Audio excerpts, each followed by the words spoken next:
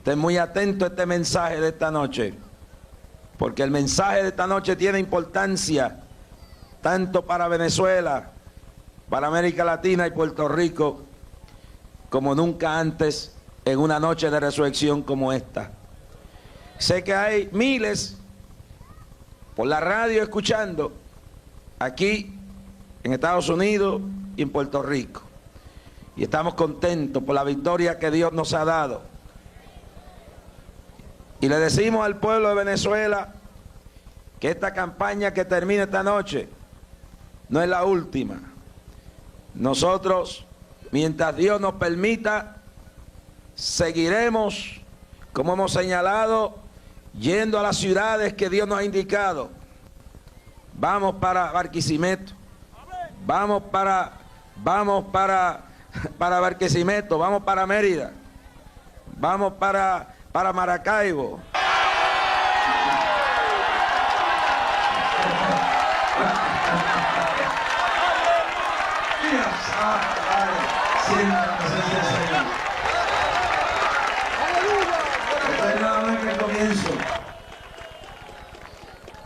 Si Dios nos dice 2 o 3 ciudades más, iremos a todas las ciudades que Dios nos diga. Pero hasta ahora estamos planeando ir a Maracaibo, Barquisimeto, Mérida, y cuando terminemos, vamos a terminar en Caracas con la campaña más grande que esperamos se haya dado en la historia de este país. Y si el último día de clamor que celebramos en Caracas asistieron unas 100.000 personas, y si en Valencia asistieron más de 120.000, queremos más de 1/4 a medio millón de ustedes del Zulia, de Lara, de Falcón, de Bolívar y de todos los estados venezolanos, que ese día cuando salgamos de Venezuela hayamos dejado encendida la mecha del cambio espiritual de este país para un nuevo Venezuela. ¿Cuántos alaban la gloria del Señor? Y la meta son 500.000 de venezolanos ardiendo en el espíritu ese día en Caracas. Que se cierren las cantinas, que se cierren los teatros, que se cierren ese día los prostíbulos, que el tránsito se detenga y se oiga un grito de la montaña, de un pueblo que dice en Venezuela: hemos comenzado la nueva orden, la orden del Espíritu Santo, la orden de la palabra. ¿Cuántos alaban la gloria del Señor?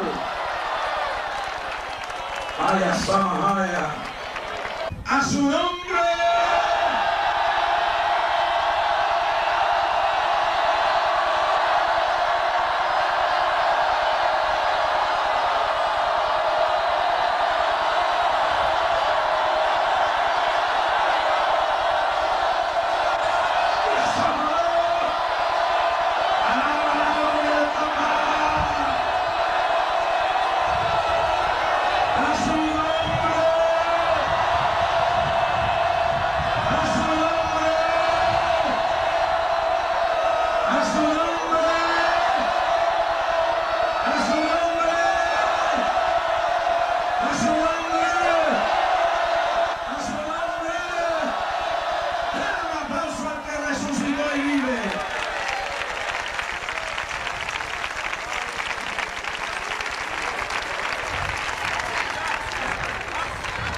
Vamos a ver en el libro de San Marcos, capítulo 16, verso 2. Y muy de mañana, el primer día de la semana, vinieron al sepulcro ya salido el sol, pero decían entre sí: ¿quién nos removerá la piedra de la entrada del sepulcro? Quiero que repitan esa palabra conmigo. ¿Quién nos removerá la piedra de la entrada del sepulcro? ¿Quién nos removerá la piedra de la entrada del sepulcro? Padre, en esta noche de resurrección proclamamos la victoria de la resurrección en este pueblo para los enfermos del alma y del cuerpo. La proclamamos para tu gloria y para tu honra, en el nombre de Jesús, en el nombre de Jesús, en el nombre de Jesús.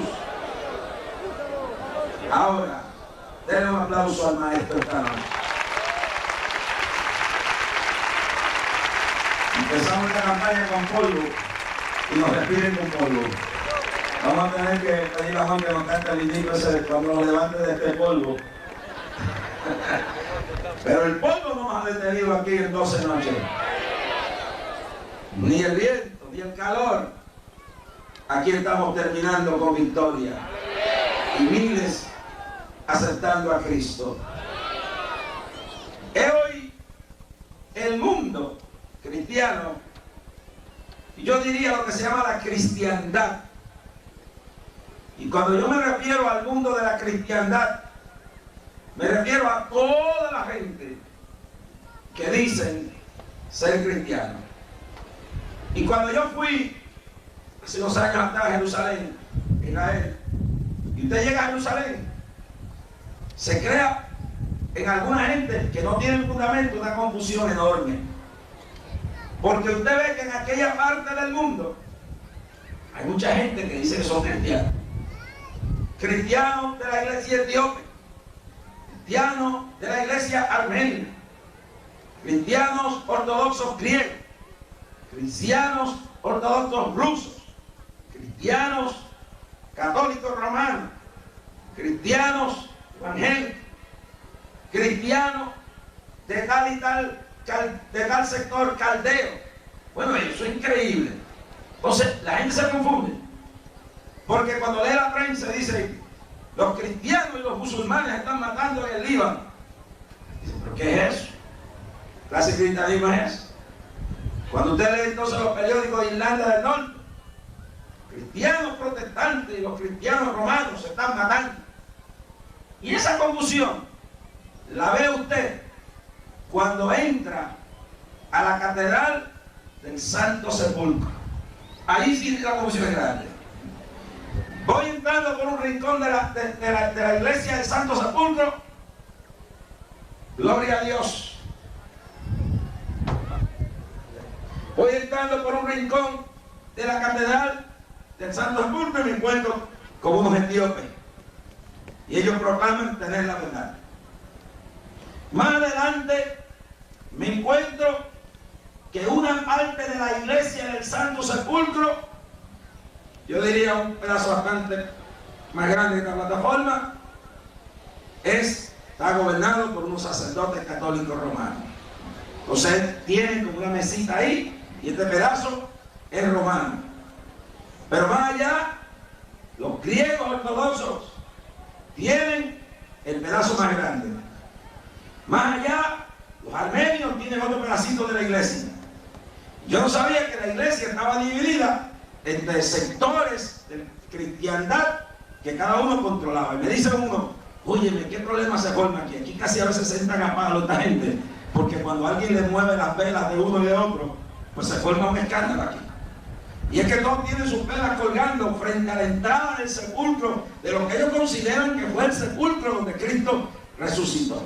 Y ahí hay un montón de velas colgando. Velas católicas, velas griegas, velas armenias, velas de este, velas de aquello. Y entonces mira para el techo y ve unos andamios. Y cuando uno mira aquellos aparatos que usan para treparse, para arreglar el techo, uno dice, hace 8 años que no arreglan ese techo. Porque no se pueden poner todos de acuerdo hacia dónde van a mover los andamios para bregar con el techo. Una confusión.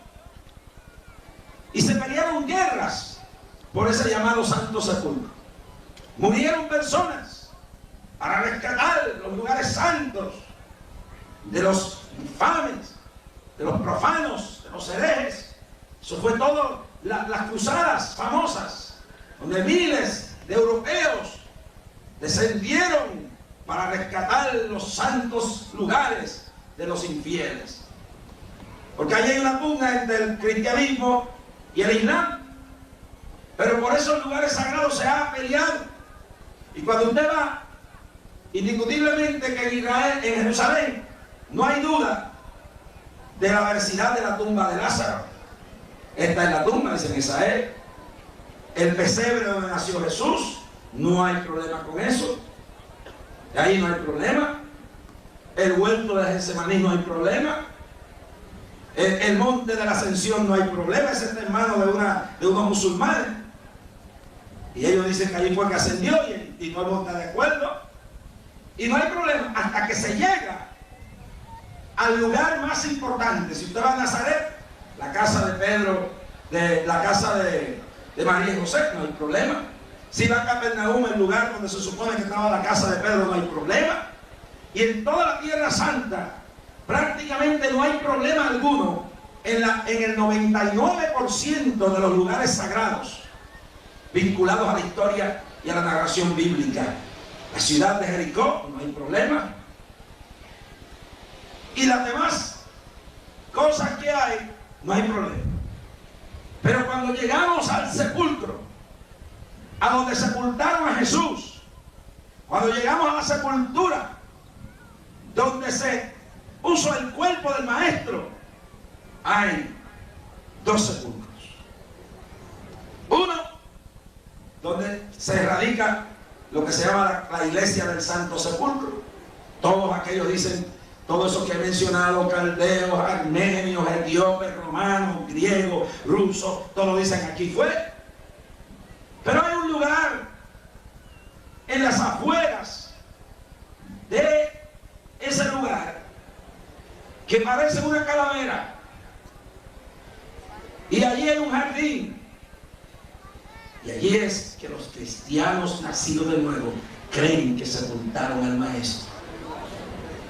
Y se han habido discusiones, porque todos los fundamentalistas van al monte de la calavera, que abajo hay ahora un garaje de autobuses, que era donde antes había un vertedero, pero que ese lugar donde van los fundamentalistas parece ser el más exacto. Pero es la pugna si fue allí que resucitó o si fue en el otro lugar que lo enterraron y resucitó. Y los evangélicos fundamentalistas dicen aquí fue, y los cristianos caldeos, armenios, etíopes, rusos, romanos, todo eso dicen es allá. Entonces, en el lugar, en el punto más profundo del cristianismo, la resurrección, hay una pugna por si fue en esta tumba, si fue en esta tumba, si fue en esta cueva, si fue en aquella.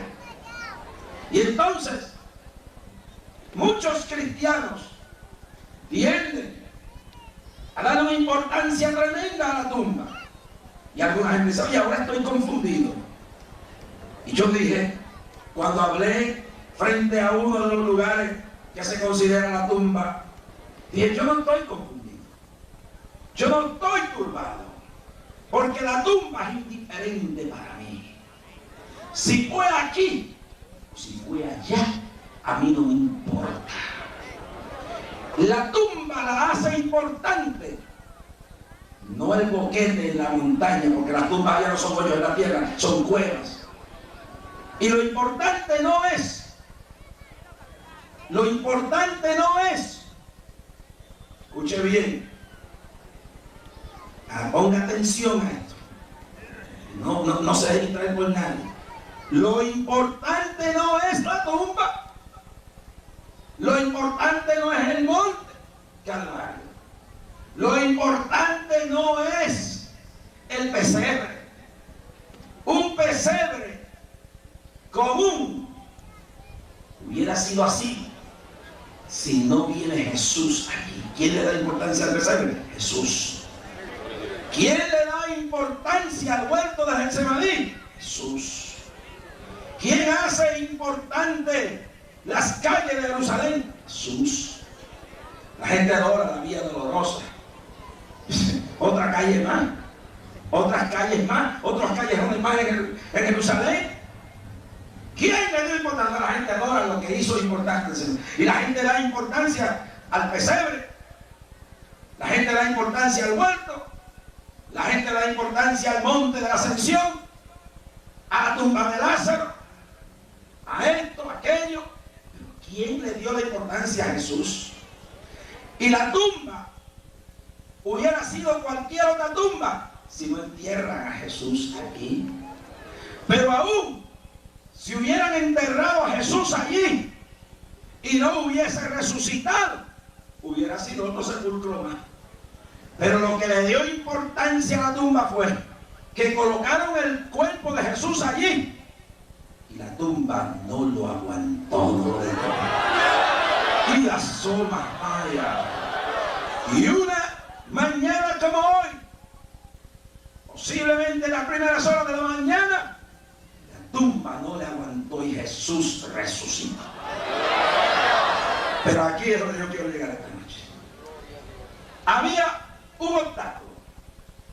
El cuerpo de Jesús había sido puesto dentro de esa cueva. Las tumbas eran como cuevas. Jerusalén, la tierra es pedregosa. No se puede cavar a veces más de un pie. Así que no es como aquí, que se pueden hacer unos hoyos profundos. Entonces casi la mayoría de las tumbas eran cavadas en las montañas, en las paredes de las paredes de montañas, eran hechas en cuevas, porque no se podía cavar profundo. Entonces había que guardar ese cuerpo, enterrarlo. Y la mayoría de las tumbas aún así en la tierra, usted lo ve que le hacían como una especie de monumento encima, porque no podían cavar para adentro. Jerusalén es muy pedregoso. Entonces la mayoría de las tumbas eran cuevas en las laderas de las montañas. Cuando usted va a Jerusalén, te ve todas esas cuevas todavía, donde todavía entierran personas en esas cuevas. Entonces, llevaron el cuerpo de Jesús y lo pusieron allí. Y los enemigos de Jesús pensaron, ya hemos acabado. Y el diablo sacó una enorme carcajada. Se me acabaron los problemas, se me acabaron las pesadillas, se me acabaron las luchas con este individuo. Lo enterraron allí. Y pusieron los enemigos, escúchenlo bien, los enemigos,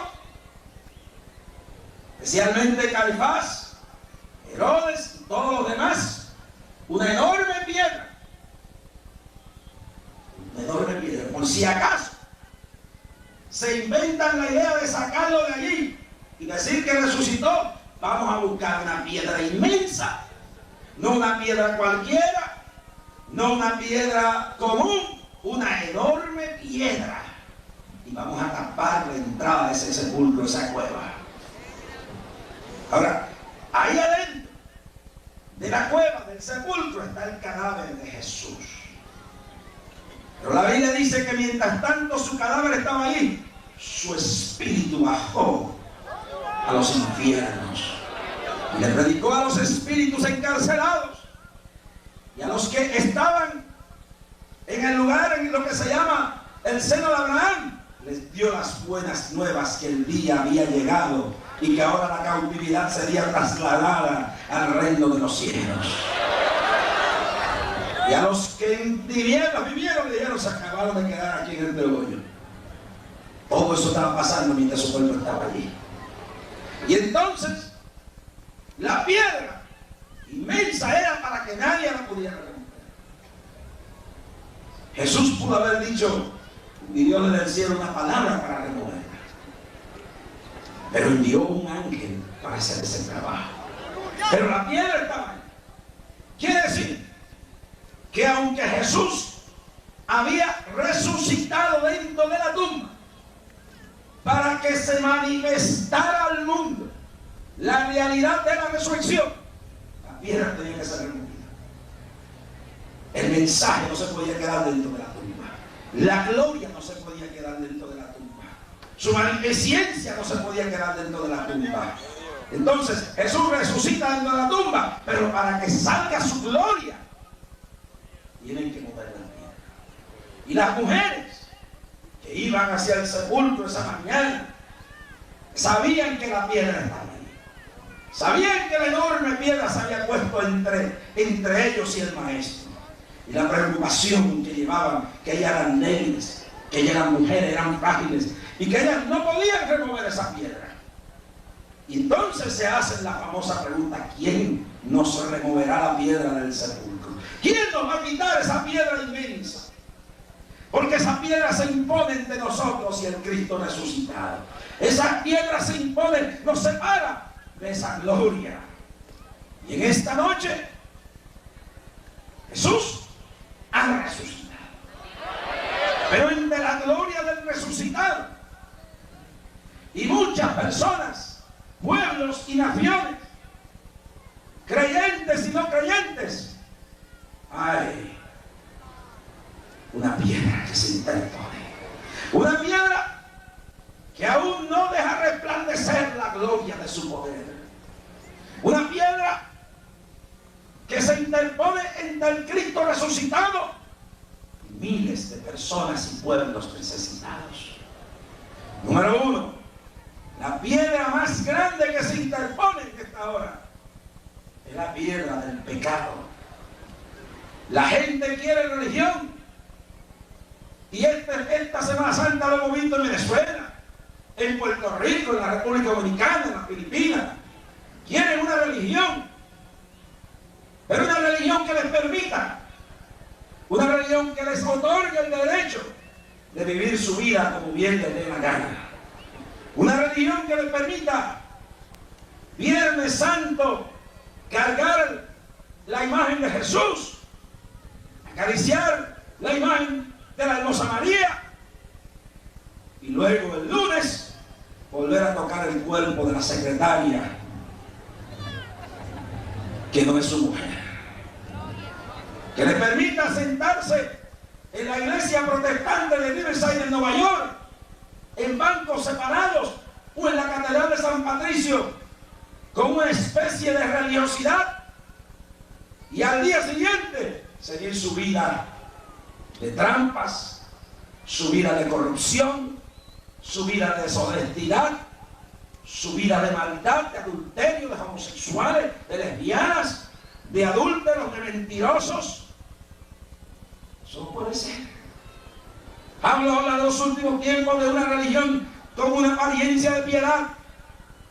Católicos, evangélicos, que parecen ser santos, pero con su conducta niegan la eficacia de la misma. No se puede tener esa clase de religión. Hay una piedra. La Biblia dice: vuestras maldades y vuestros pecados han hecho separación entre vosotros y vuestro Dios, para ocultar su rostro de vosotros y para no oír, dice Isaías.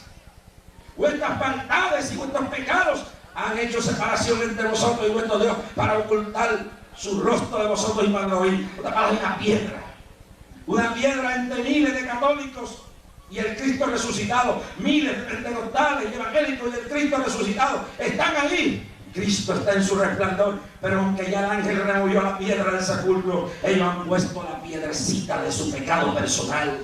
¿Cuál es el pecado personal tuyo? ¿La corrupción? ¿Eres un oficial de gobierno?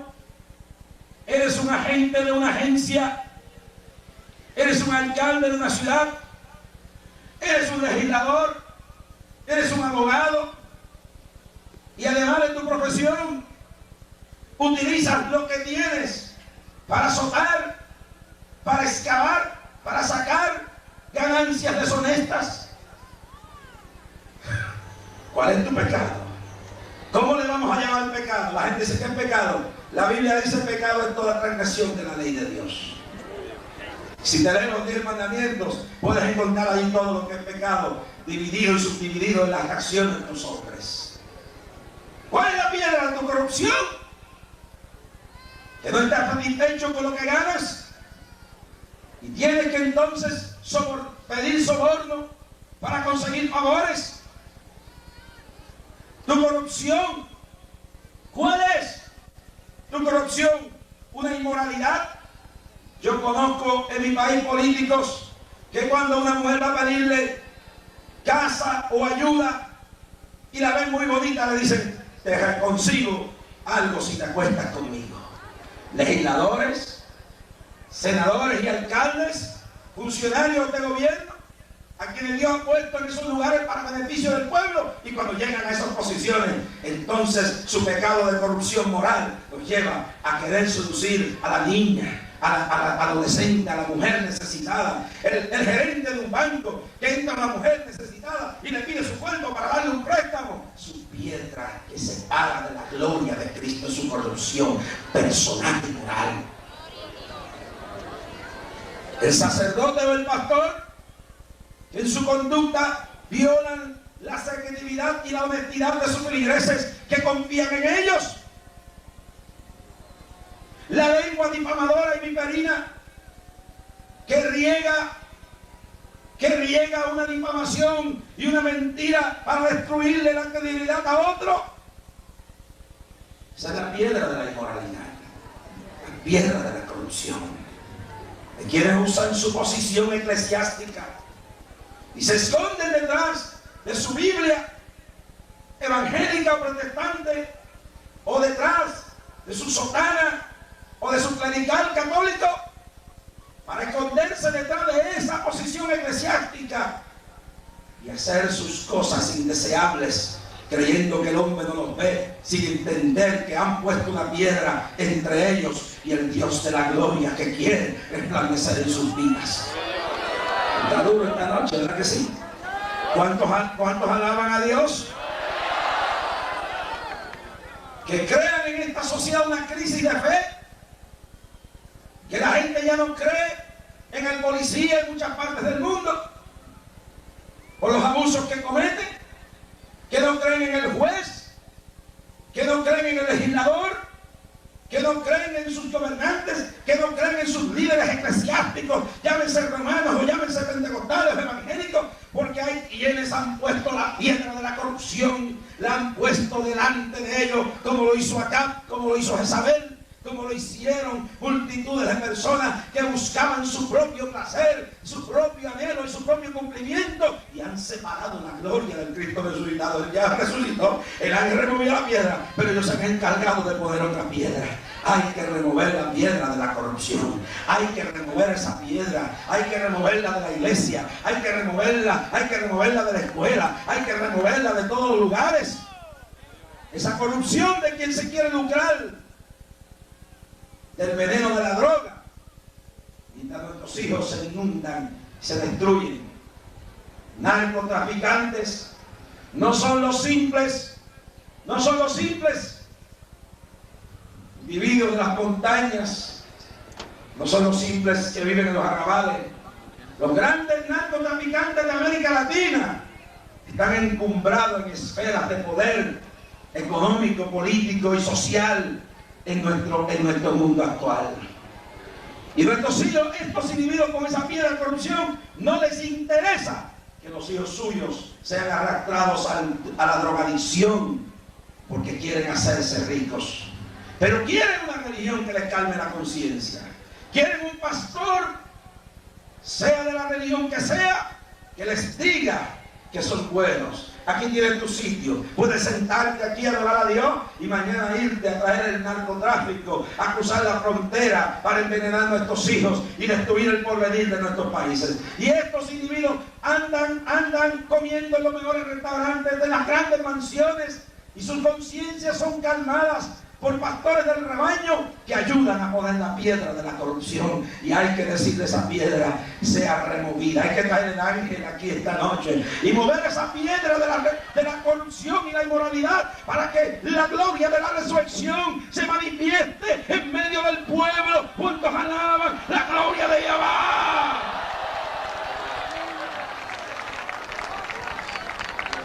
Otra más, la piedrita.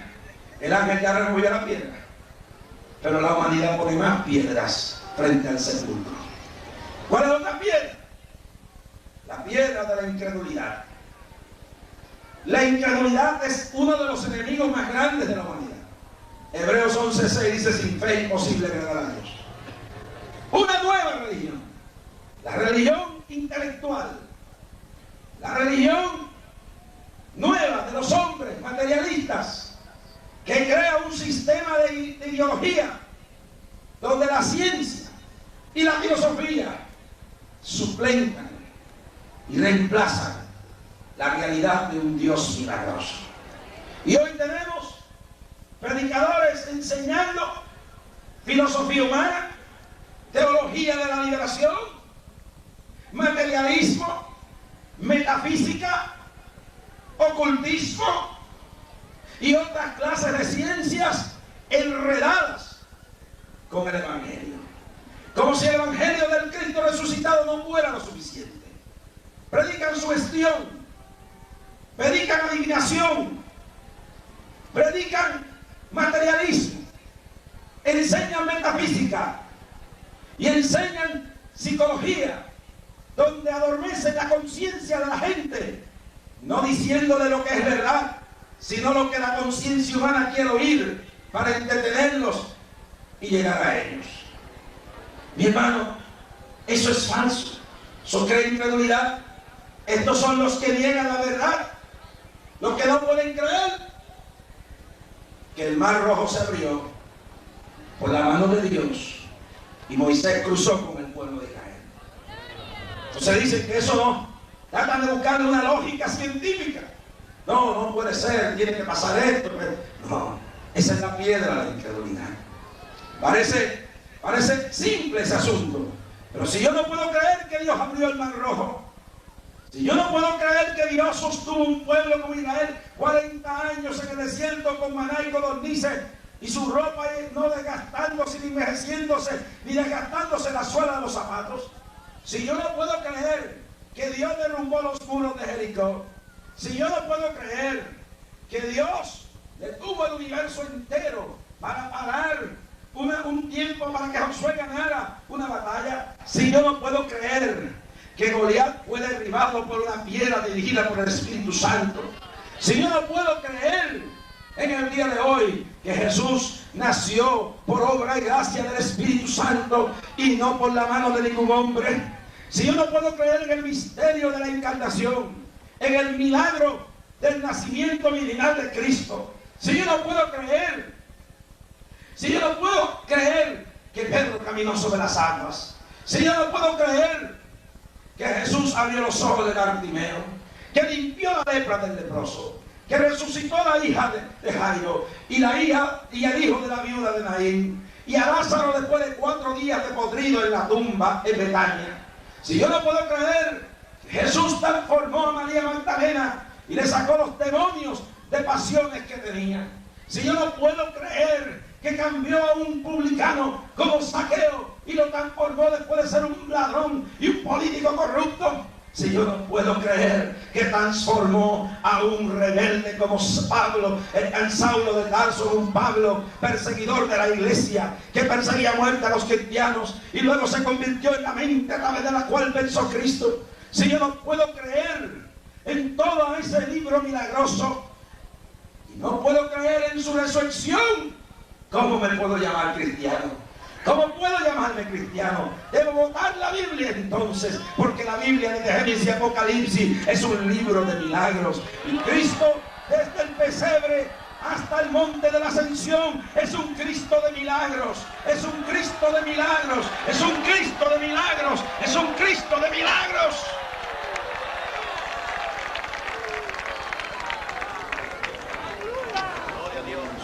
Y en este manifiesto que proponen imponerle a ustedes los venezolanos para controlar el movimiento de la fe en este país,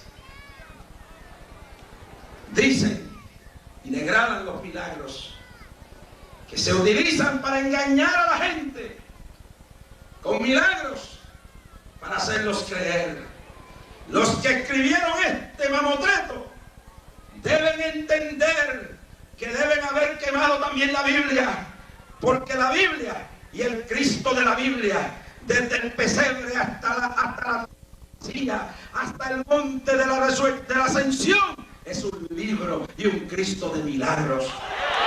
Y si un pastor no puede creer en esto, y si un sacerdote no puede creer en esto, y si un intelectual de gobierno no puede creer en esto, debe proclamarse ateo de una vez, Porque esta es la fundamentación y el fundamento de nuestro evangelio. La resurrección significa que lo que es imposible para el cirujano, que lo que es imposible para el médico, que lo que es imposible para el psiquiatra, que lo que es imposible para el alcalde, que lo que es imposible para el pastor, que lo que es imposible para el sacerdote, que lo que es imposible para el psicólogo, que lo que es imposible para la ciencia, que lo que es imposible para un político, que lo que es imposible conseguirse con las armas y conseguirse con el odio, se consigue a través de un Cristo de poder que demostró la manifestación de su gloria saliendo de la tumba. Saquen esa piedra de incredulidad, sáquenla.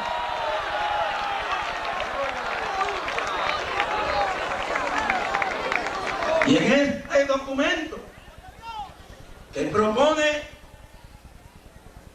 coger a todos los cristianos evangélicos de este país, judíos y musulmanes, y treparlos en el banco de la guillotina y ponerlos como escombro y basura, se presentan los milagros como cosas falsas.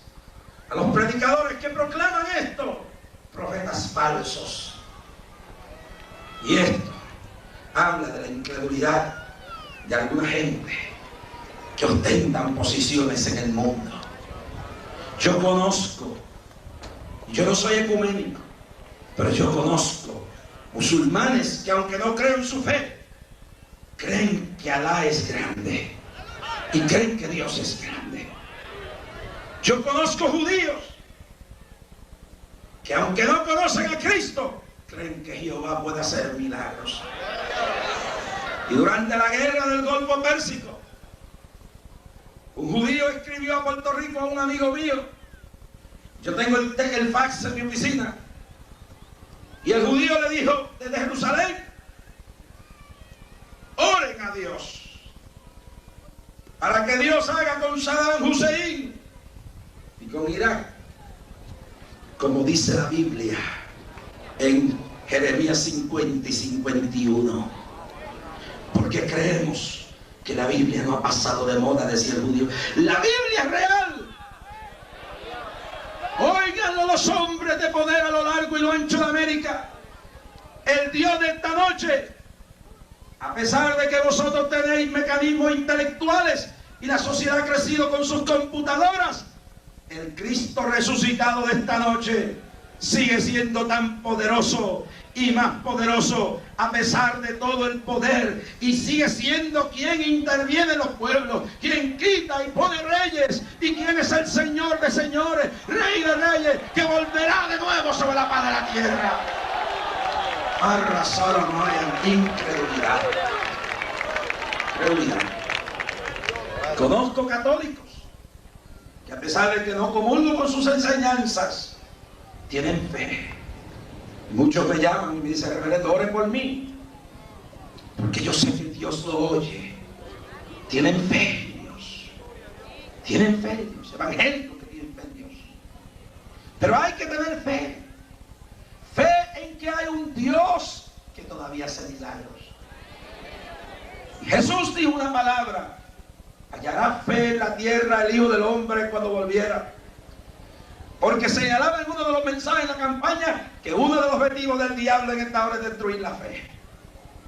Destruir la fe, porque un pueblo sin fe, fácil presa para el licor, el alcoholismo, el adulterio, la prostitución, el suicidio, la drogadicción, la corrupción. Cuando el hombre pierde la fe, se devalúa. Por eso es tan importante la resurrección, porque es la base de nuestra fe. Si Cristo está vivo, entonces todo lo que enseñó es real.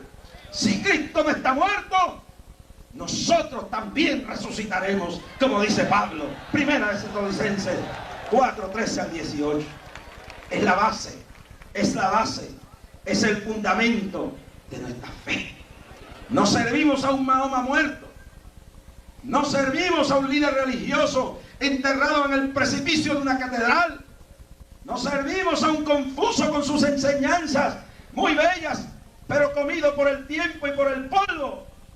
No servimos a un Buda que dijo: he buscado toda la verdad toda mi vida y nunca la he encontrado, cuando ya estaba cerca de la muerte. Servimos a uno que dijo: yo soy el camino, la verdad y la vida. Nadie viene al Padre sino por mí. Tenemos fe, somos un pueblo de fe. Y quienes maquinan destruir nuestra fe con leyes, porque estas leyes que algunas mentes enfermas quieren traer a Venezuela, no solo las quieren poner aquí, las quieren poner en Perú, las quieren poner en Argentina y en Puerto Rico. Son conspiradores que no se dan cuenta que Jesús ha resucitado y que aún después de su resurrección siguen conspirando cómo destruir la fe de la resurrección. Esto es así. Tratan de destruir con leyes lo que no han conseguido con la lógica y la razón. Tratan de destruir la fe del pueblo. Y este pueblo, reunido aquí, más de 50.000 esta noche en Cabimas. Y esperamos cuando lleguemos a Caracas 500.000. Y millones a lo largo y lo ancho de América, en Perú, Argentina, Puerto Rico, Santo Domingo, Venezuela. Le decimos a los que se sientan en cuartos oscuros con intelectuales incrédulos, hacer mamotretos para tratar de hacer leyes, para callar la voz y destruir la fe de un pueblo, que este pueblo número uno no se parará ni se detendrá, y que su fe no será destruida por nada ni nadie.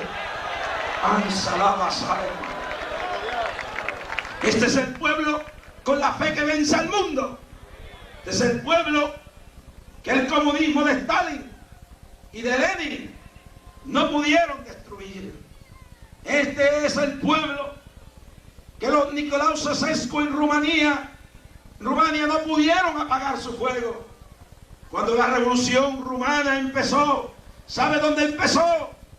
Con un pastor fundamentado en la fe que no se dio porque quisieron cerrarle la iglesia, y él dijo: no dejaré de orar, no dejaré de predicar. Y eso hizo caer un gobierno completo. Se lo llevaron preso, pero no destruyeron su fe. Llama alabanza la basada. Este pueblo removió esa piedra hace rato.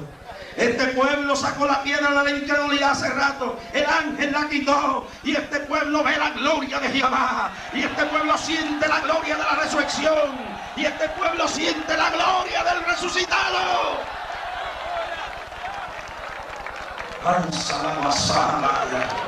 ¿Cuántos alaban la gloria de papá?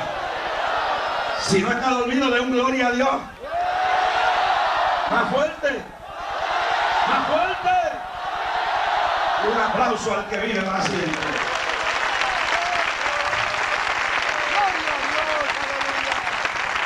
Castro en Cuba los metió en las mazmorras y trató de apagar el fuego. Pero hoy en Cuba miles se han convertido, y aún el mismo Fidel Castro dice: no sé qué pasa, pero esto va creciendo en Cuba. Mao Zedong en China quemó más de 48 millones de Biblias, la destruyó, encarnizó, metió a la cárcel a los creyentes, prohibió la fe, prohibió la Biblia, prohibió los cultos, hizo leyes. Pero esta noche Mao no está ahí, su esposa está en la cárcel, y el pueblo que alaba a Dios en China esta noche se reúne en diversos lugares, millones que alaban al Cristo resucitado, alaban al Cristo resucitado, alaban al Cristo resucitado.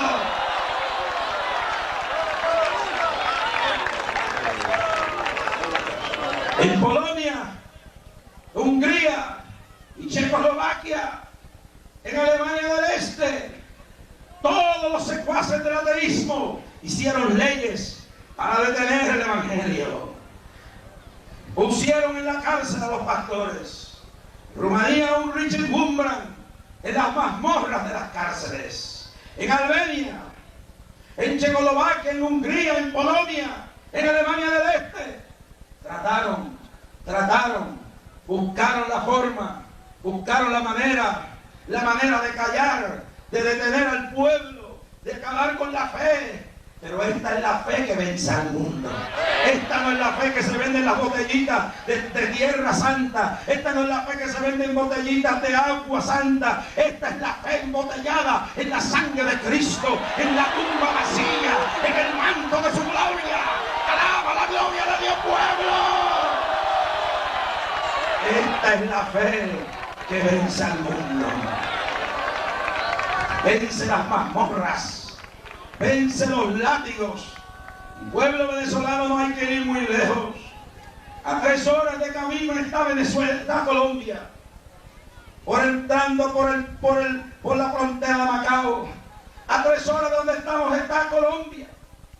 Y todo el mundo sabe lo que hicieron en Colombia con los de la fe, con los evangélicos, con los cristianos. Nos quemaron las iglesias, no los indígenas, sino los religiosos. Nos mataron 27 misioneros. La guerrilla mató a un pitemen y lo asesinó. Trataron de acabar con la fe. Mataron a nuestros hermanos. Yo vi pastores con sus espaldas laceradas. Cuando estuve en Colombia, me pusieron rolos en el pecho. Mi esposa y yo fuimos llevados por las calles de Tunja, mientras monjitas gritaban: mátenlo, mátenlo, por el hecho de haber predicado el evangelio. Pero el pueblo creció en fe, porque esta es la fe que vence al mundo. Vi en Cali a mis hermanos caer bajo los rolos de policías, movidos por el odio de un sistema que entonces nos perseguía a muerte. Vi la esposa de un Gonzalo Castaño, que hoy vive aquí en Venezuela, con 9 meses de embarazo, caer al piso con la culata de un rifle de un fanático policía, dan para pegarle. Pero vi la fe de aquella mujer, 9 meses embarazada, en el piso del parque de los estudiantes de Cali. Mi esposa, que pesaba 110 libras de Isaura, agarrada de mi brazo. Y mi coordinador a otro lado, y los pastores a otro lado. Y mientras la policía nos pegaba y nos ponía los rolos en el pecho, seguíamos cantando: viva el evangelio del amor, viva el evangelio del poder, viva el evangelio de la gloria, viva el evangelio del Cristo que no está en la tumba, viva el evangelio del Cristo vivo.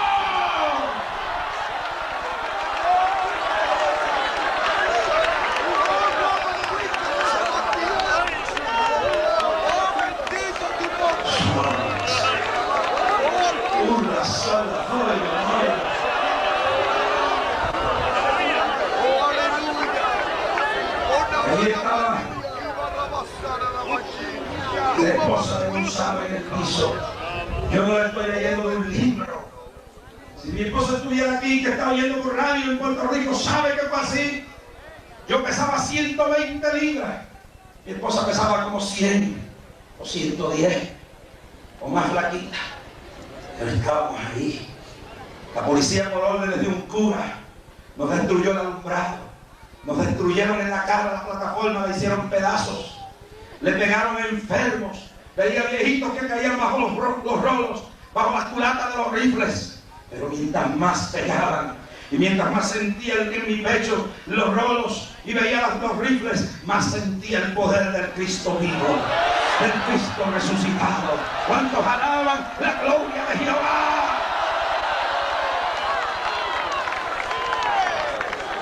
El poder de la resurrección. Eneida, la esposa de Gonzalo, 9 meses embarazada, tirada en el piso. El soldado, el policía con la culata de un rifle para pegarle. Y ella le decía: Cristo te ama. Aunque me pegues, Cristo te ama. Ese es el Cristo resucitado. No un muñeco que lo sacan de un sitio y lo cargan por las calles y vuelven a meterlo de nuevo hasta el año que viene. El Cristo mío salió hace años de la tumba. No hay que cargarlo, no hay que llevarlo en los brazos. Él camina por sí solo. Su gloria está aquí esta noche. ¿Cuántos alaban la gloria de Jehová?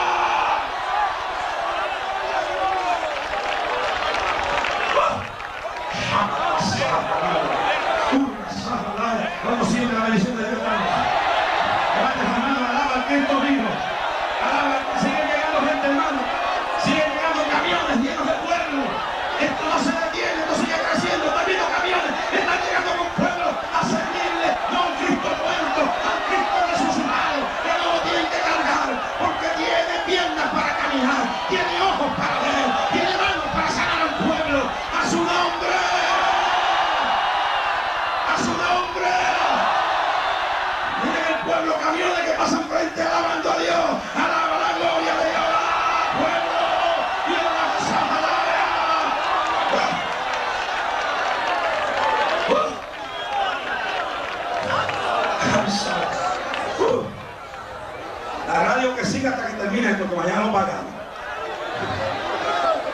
un aplauso al Cristo vivo.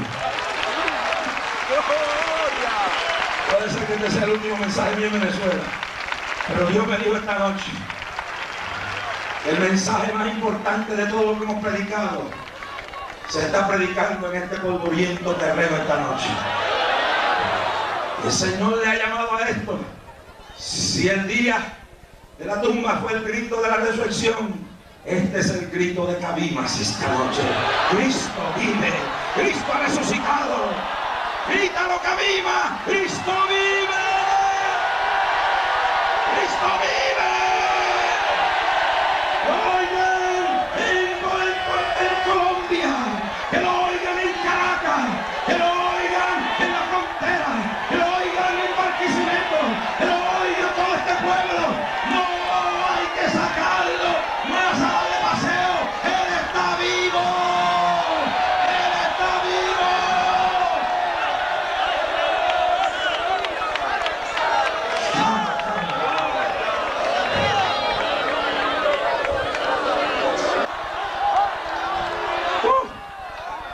¿Cuántos creen que Él vive? ¿Cuántos creen que Él vive? ¿Cuántos creen que Él vive? ¿Cuántos creen que Él vive? ¿Cuántos creen que Él vive? ¡Alaba la gloria de Jehová! Ven, resucita aquí en Cristo esta noche. Resucita en Cristo. Están viniendo de todos los lados, hermano. Decenas de almas están viniendo de todos los lados. Decenas de vidas están viniendo de todos los lados ahora al Cristo resucitado, a la gran resurrección espiritual esta noche. Están viniendo de acá. También, hermano, de una lluvia fluida esta noche de almas. Esto es lindo esta noche, es lindo esta noche. Anda, sala, vaya, viniendo de todos lados. Sigan viniendo almas de todos los rincones. Esto hay espacio aquí. Gloria a Dios. Este quizás sea el mensaje más determinante que hemos predicado en Venezuela. Aquí se ha decidido esta noche el rumbo que va a coger la iglesia. Si va a ponerse con miedo o va a decirle al pueblo la verdad y seguir haciendo la voluntad perfecta del Señor. Gloria a Dios. Gloria a Dios. No se quede un alma. Sigan pasando. Sigan pasando. Mudo y sordo. Y si lo trajeron esta noche que sanó y le estaban enseñando a hablar más claro. Y si lo trajeron, ese sería el único. Pero los demás van a testificar en todas las ciudades, en todos los pueblos, las maravillas del Señor. Sigue pasando almas. Gloria a Dios. Así que vamos a hacer un gran clamor por Venezuela, por los enfermos, por los necesitados. Para que Dios bendiga este país. Bendiga al alcalde de esta ciudad, una bella persona que nos ha ayudado tanto. Bendiga al gobernador, bendiga al presidente.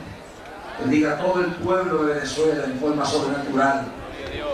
Gloria a Dios. Vamos a orar para que Dios destruya esta conspiración internacional que hay contra la iglesia. Esto no es solo aquí. En Puerto Rico lo tenemos también. Abran los ojos ustedes que voy a ir a Puerto Rico. Que los que están tratando de poner aquí, allá nos tiraron la ratonera de cantazo primero. Para después meternos en la bien grande. Estoy loco por llegar a Puerto Rico. El loco por llegar allá. La batalla va a ser grande allá. Y le vamos a informar al pueblo de Venezuela cómo sepultamos la ley de allá. Para que ustedes sepulten la que van a tratar de pasar. Hagan un hoyo bien grande para que la entierren. Gloria a Dios. Si hay vientos de persecución, pero no vamos a detenernos. ¿Cuánto dan un aplauso por esta multitud de almas que siguen pasando?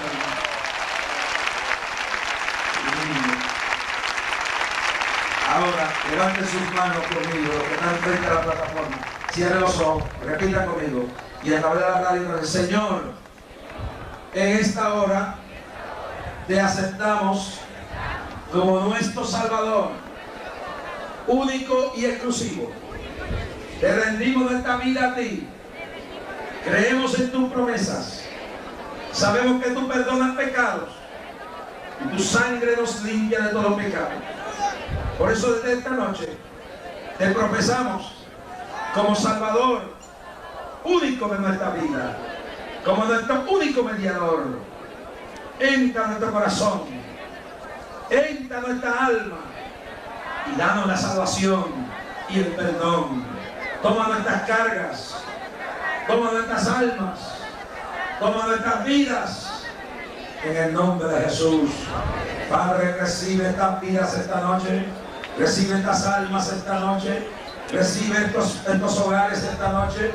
Desata cadenas del diablo, desata cadenas del infierno, desata cadenas satánicas, llénala de salud, llénala de vida, llénala de perdón, llénala de gloria, llénala de tu Espíritu Santo. Gloria, gloria, oh gloria, Dios mío, recibe estas almas, recibe estas almas, Señor, recibe estas almas, dale paz, dale sanidad, dale gozo, Padre, sánalos a la salamaya. Mírame aquí. Ustedes han aceptado al Señor, su Salvador. Y a partir de esta hora, sois hijos de Dios. Vuestros pecados han sido perdonados, no por un hombre, sino por el Señor. La Biblia dice que la sangre de Jesucristo nos limpia todo pecado. Hoy habéis entrado en la familia del Señor. Para mantener esa vida espiritual hay que orar, hay que meterse en la palabra, escucharla o leerla, y asistir a un templo donde se predica la palabra. Mañana las iglesias cristianas evangélicas estarán abiertas todas en campaña para que ustedes vayan a una de ellas. No se queden a partir de mañana en sus casas.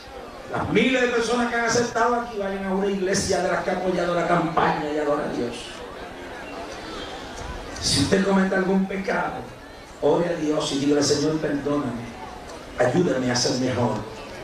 Ore por la mañana, ore por la noche. Lea la Biblia por la mañana y por la noche y mediodía. Si no sabe leer, oiga la palabra. Y no deje que nada lo detenga. Nadie es perfecto. Aquí no hay uno perfecto. Todos somos imperfectos. Poquito a poquito vamos llegando a la perfección. Y la última perfección allá en el cielo. Cuando volvamos a Venezuela, encontremos, como lo hemos encontrado ya, hijos en el Evangelio predicando, pastoreando, enseñando, evangelizando. Qué cosa más linda. No se quede nadie. Bien, amados, estamos bastante contentos. ¿Cuántos están contentos? Esto es histórico aquí en Cabima. Esto nunca se había visto aquí en esta ciudad de Cabima. Bendito sea el nombre del Señor. ¿Cuántos le rinden un aplauso al Señor Jesucristo con esto? Alabado sea el Cristo de la gloria. ¡A su nombre! Sea Cristo glorificado. Bendito sea el nombre del Señor. Bien. Alabado sea el nombre del Señor Jesucristo. Hemos la fraternidad de pastores de la costa oriental del lago y otras iglesias, como hemos invitado al hermano Jorge Raki para que esté en esta campaña, como agradecimiento a este ministerio y a este siervo del Señor. Gloria al Señor. Queremos otorgarle en esta noche una placa de reconocimiento que dice así: la fraternidad de Iglesia de la Costa Oriental del Lago, COL, otorga la presente al reverendo Jorge Rasky por su labor desempeñada durante la cruzada Clamor 91 en Cabima a los 31 días del mes de marzo de 1991. Bendito sea el nombre del Señor. Denle un aplauso al Señor Jesucristo. Gloria a Dios.